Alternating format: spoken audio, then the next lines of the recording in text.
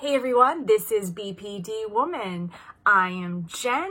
Welcome back to the channel. If you are new to the channel, thank you so much for joining us. And if you are coming back to the channel, thank you for your continued support. I love hearing your comments. They give me ideas and insight that I don't always consider. So they are very helpful. Keep them coming. I appreciate you. On this channel, you will learn how to live with your borderline personality disorder in a more effective manner. My goal is to teach you and share my experiences living with the disorder, how to better regulate your emotions, go about accomplishing your goals, having confidence in yourself, and leading a more effective life. It is about a life worth living, whether that for you means goals in relationships, career, money. Let's help you figure it out. I'm not a therapist or a life coach or a PhD, but I can answer a question that a lot of those folks cannot, which is, what is it like to live with borderline personality disorder? I was diagnosed 20 years ago, and since that time, I've dedicated really my life in large part to recovery, and that means multiple rounds of DBT, about 4 to 6 rounds I've done about now. Intensive therapy, book reading, research, workbooks, rereading of books, rereading and reworking of workbooks. If you have borderline personality disorder, congratulations, because you do have one of the most treatable and well-researched personality disorders out there. All a personality disorder is a set of maladaptive behaviors, and behaviors can be changed. So, I produce about 3 to 5 videos each week, often with new content. So if that sounds good to you and you'd like to learn more, hit subscribe and the bell below so you don't miss a beat. Okay, let's get into this morning's topic. It is entitled BPD Intensity. Get the outcome you want without going to 100. This morning I had a situation happen this morning that I wanted to talk to you about, and it really plays into this topic. And often this is what'll happen, I'll be going throughout my daily routine and, something will pop up and I'll think, oh, this would be a good discussion for the channel. So let's talk a little bit about intensity, right? A hallmark of borderline personality disorder or emotional regulation disorder is that we tend to think in black and white thinking. It's hard for us to think in the gray. Something's either all good or all bad. That's also called splitting. But that's, I think, not like the best way to describe what that black and white thinking means. It could take a lot of different interpretations or present itself differently than just, I hate him, I love him, he's good, he's bad. It's not always like that. What this black and white thinking really is intensity. It's either 0 or 100, right? And so that could look like, you can either ask for something really nicely or you can be a damn bitch about it, right? And like demand and like kick down the door. And the goal in all of this and all of the messages of my video is to obtain your goals effectively. That's what I want for me, and I'm sure that's what you want for you, and that's what I want for you. To obtain your goals more effectively and live a more regulated life and less of a dysregulated life. It's a long journey, so buckle in, because you didn't learn these behaviors overnight and they're not going to go away overnight. It could take a long time. I'm 40 years old and my symptoms have gotten a lot better. Who I think I am has gotten a lot better. The intensity of how I solve problems is a lot better. It's a lot, and when I say better, I mean it's not out of control. So it does work and it does take time, but it's up to you how much you want to go about solving it and how important it is to you. So one of the ways that this 0 to 100 presents is often in our emotions. It's not just in our thinking. So, if we get cut off in traffic, we either let the person go or we honk the horn, flip them the bird out the window and yell and scream, maybe tailgate them a while. If we are at a restaurant and we're having a meal, we either rave about the waiter or waitress and give them a wonderful tip, or we call the manager over because something was wrong. It's just a hallmark of BPD. It's not your fault, but you can change it. And so today, I had to drop off my car at the mechanic, and I've been using this mechanic for a couple of years now. Overall, I'm very happy with their work. They're honest. I like going. And there are 3 owners, one who I normally interact with. Now, it's a very small waiting room area. I would say it's about the size of 2 jail cells put together. It's pretty small. So, and then there's like the mechanics bay. And I wear 2 masks. I'm gonna go a little bit into mask wearing right now. And I don't want to be sick. I have known people who have died from coronavirus. I have known people who've been very sick from coronavirus. I've known people that have been reinfected with the virus. I don't want the virus. And guess what? I care about other people, that I wear a mask so that I don't infect them with the virus, right? You could have it and not even know you have it because it could be asymptomatic. So in this small waiting room area where the front desk is, where you drop off your keys, where you tell them what the problem is with your car, there is barely enough room between them and you to have 6 feet of distance. It's probably closer to 3 or 4 feet. So what they've done is there's a desk and then there's a small sectional where there's no door, it's just open. From the desk to the other end of the desk is some saran wrap. That's all it is. And it's been the same saran wrap for months now. I don't believe they've changed it. So first of all, it's flimsy. I mean, I've seen stronger protection at McDonald's. And it's flimsy, and there's plenty. It's basically what I'm saying here is that you might as well just put up a piece of paper because it's not keeping anything out. So when I walk in today, the owner that I usually deal with, he's wearing his mask, and the other owner is not. And so I stood at the door, and before entering, I stood at the door, and they saw me, and they were like, "Oh, you can come in." I was like, "Hey, do you have a mask?" He was sitting at the desk next to the other gentleman who had his mask on. The gentleman who had the mask on knew that I was coming today, had made this appointment to drop off the car. And he kept talking to the other owner and looked at me again. And I was like, "Yeah, I'd like to come in. Do you have a mask?" Right? And he points at this flimsy saran wrap and he's like, "Oh, well, we have a mask right here." And I was like, I was like, "Yeah." I was like, "So do you have a mask?" So now I've asked 3 times. So then kind of begrudgingly, he turns to his coworker, the other owner, and says, "Oh, can you hand me my mask?" And it wasn't a mask, it was a face shield. Okay, so the face shield doesn't work. There's nothing under here that protects your phlegm, your spit, your air particles to stop them from escaping. If you're going to wear a mask, a face shield mask, then you also need to have a face covering. In the state I live in, it is the law. If you are out in public, and indoors, you wear a mask. If you are outdoors, and that's everywhere. That's not with 6 feet of distance. It's wear a mask and 6 feet of distance. I don't know why this is so hard for people to comprehend. Okay, you're gonna see some of my opinion come out now. And in my state, when you're outside, it's wear a mask, and if you can't keep 6 feet of distance. I don't know why you would want to gamble with your life. Wear a mask all the time. That's what I say. Here's where my hypervigilance comes in, right? We talked about hypervigilance the other day. So he puts it on. And when he put on this face shield, which the other gentleman has worn, so it's probably not even very clean, I walk in and I said, "Well, that's nice to have a face shield, but what you're supposed to have on is a face covering and a face shield." And his coworker next to him was like, "Yeah, that is right." I could hear him under his breath. He was agreeing with me. And I could see other guys peeking in from the bay, asking him questions. That guy wasn't wearing a mask. I was like, "Yes, I get it. The bay is sort of outdoors, but you're still in an enclosed space. It's cold here. Wear your mask." I don't know why this is so difficult for people.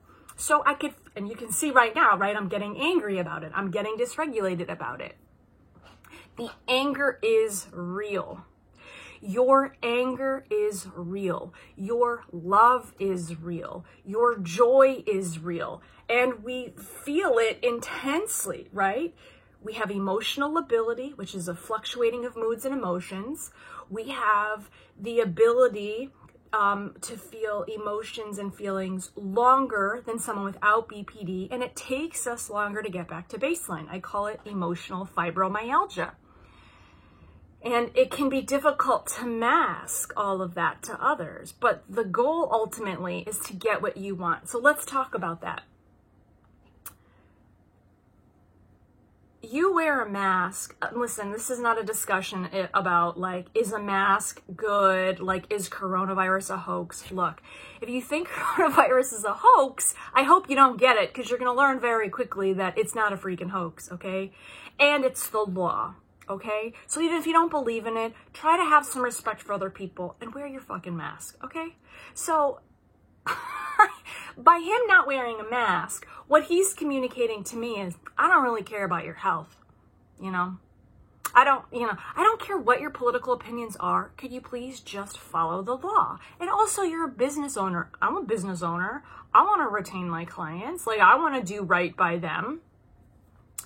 Now, the anger is real, but the issue is the intensity, right? So what gets in our way of obtaining our goals sometimes is the intensity of which we come at people or come at a situation. And that really makes people not receptive to what it is that we want to hear or say. Surely I know when people have come at me like at 100 miles an hour, I'm like, I'm not even listening to you right now. So why shouldn't I flip my lid? I wanted to. I really wanted to. I wanted to be like, I know that you don't care about other people's health, but do you think you could make an exception just this one time? Or I wanted to say, do you not care about your coworkers? They have kids, you have kids. Are you trying to die? I could have said, I could call the health department and report you, threatening basically, his financial security. So why didn't I do that? Why didn't I say those things? Well, for one thing, it's going to ruin my relationship with that shop. That's for sure. 2, it's going to derail my goals. I'm dropping the car off at 8:30 in the morning. I need it back by 1 p.m. because I have clients and other things to do today. So I do need them to fix it for me today, right? That is my goal. The other reason why I'm not going to flip my lid is because I don't need to sap all of my energy. I don't want to sap all my energy before 9 a.m. Like if I have a fit, if I get really angry, if I go to 100, then I know that for the rest of the day, I'm going to feel unproductive. I'll feel insecure. I'll feel shame at how I acted. I will probably not have met my goals for the day. And that's going to lead me on a further emotional dysregulation cycle. It just keeps feeding into itself, shame, unproductivity, more emotion, more shame. And you got to get off that ride. You got to get off. So what did I do instead in that moment? Well, I've become over the years a lot more effective at asking for what I want and not becoming overtly emotional. But with some intensity. So I didn't, ask for what I wanted today from him, which was to put on his mask, which he did eventually put on a shield. So that is better than nothing. It's not ideal. But instead, I stood there and I didn't, I made my eye contact, right? And in a previous video, I talked about how to get what you want by being allowed to ask for it and showing it you're confident asking for it. I stood there. I didn't show rushed body language. I didn't show that I was nervous. I stood there. I made eye contact. I asked for what I wanted, politely but firmly. Do you have a mask? Is the first thing I said. Then he said, oh, we have the saran wrap. And then I said, I said, but do you have a mask? Right? And then when he put the mask on, I said, I was like, well, actually, you're supposed to have a face covering and a mask. And then I went on my business. So I made my point known. I looked him in the eye. He complied. I didn't yell. I didn't scream. I went to the other business owner who was expecting me, gave him the keys, told him what was going on, got what I needed done, got in the car for my friend who was waiting for me to take me back home, and it was over. So I was able to accomplish my goals in that moment. That's always the question, that's helpful to ask ourselves. What do I want out of this situation? Now, there are two things that I want out of the situation. The first thing is my car to be fixed so that I can go about making money for the rest of the day because I have clients to see. And the second goal is my health. And honestly, should my health be threatened, that goes right to the top of the list. So here's a good example of where goals and things that you want may start to conflict, and you have to consider which is more important. They were both important to me in that moment. I knew that if I ran out of there, I wasn't going to get my car fixed. Maybe I'd have to rent a car, then I'd have to go through the whole rigmarole of finding someone else to fix it. I don't want to do that. So I kept my 6 feet of distance with my 2 masks on, asked him to put one on. That's all very logical, right? Thinking in that way. Certainly, I can reconsider if my goal is my health, which it always is. I can always reconsider not going back to that shop, right? I can always communicate with money, and I spent a lot in there. Pretty sure I spent about $4,000 in that shop last year. So everything I'm saying to you is very logical, right? I stood there. It was all very quick. Within a matter of 2 minutes, I asked for what I wanted. I was able to contain my emotion, even though inside it was like, I wanted to punch this guy in the face. I didn't, right? And I reminded myself, okay, he's a human.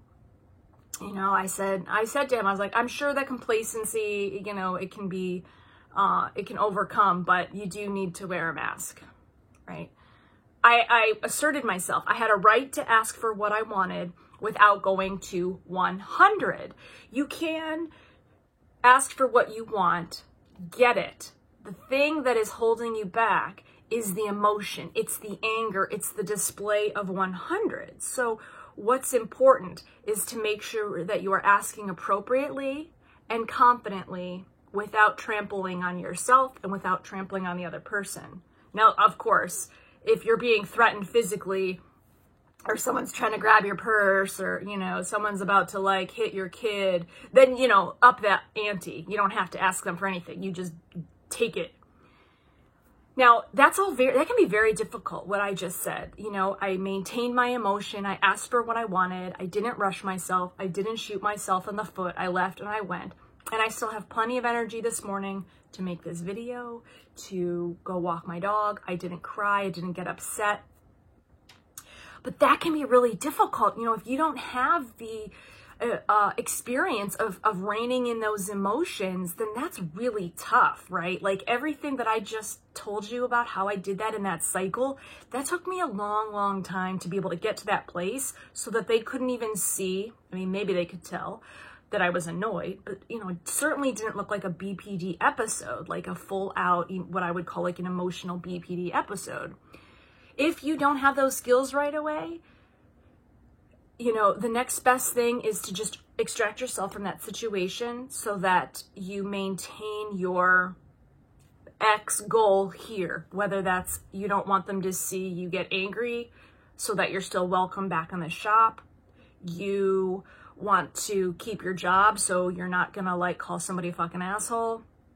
Whatever it is you need to do in that moment to achieve your goal, do it. So that could mean start using your distress tolerance skills. If it's wintertime, take off your jacket, go for a 5-minute walk outside. That cold will settle you down. Leave the situation. Listen to music. Call a friend. Watch a funny video. We will eventually talk about some more distress tolerance skills in the DBT module, and there's many. Measuring out what your goal is and then determining what goals are important to you is all part of this process.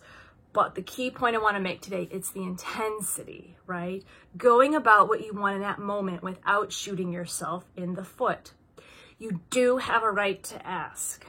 You do have a right to make a request. You do have the right to be treated with respect. You do have a right not to give your business to someone if they're not wearing a mask and you feel unsafe. You do have a right to not be friends with somebody who is constantly always talking about them but never asking about you. You have the right. What happens is that you discredit yourself with the intensity. And it's learning not to go right to 100.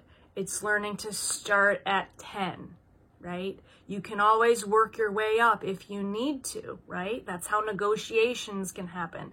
That's how cycles and relationships happen. You don't tell somebody, if there's a problem in your marriage, right away you're going to get a divorce. You say, hey, we're going through some problems. Let's talk about that. The first step is not divorce. The first step is let's chat about it.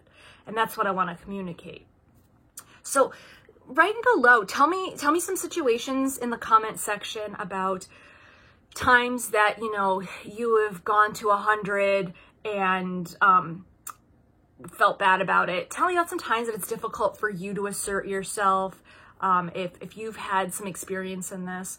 Remember that this 0 to 100 thinking and displays of action is closely tied into black and white thinking and emotional dysregulation. It is possible. I'm an example of that happened today. Am I still a little bit upset?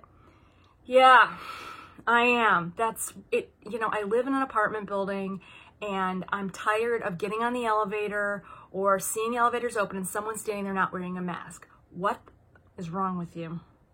I just, even if you don't believe in it, can you respect other people? It's really easy. You wear a scarf in the winter. Anyway, I'm going on a tirade. This has been BPD Woman. Thank you for watching, as always.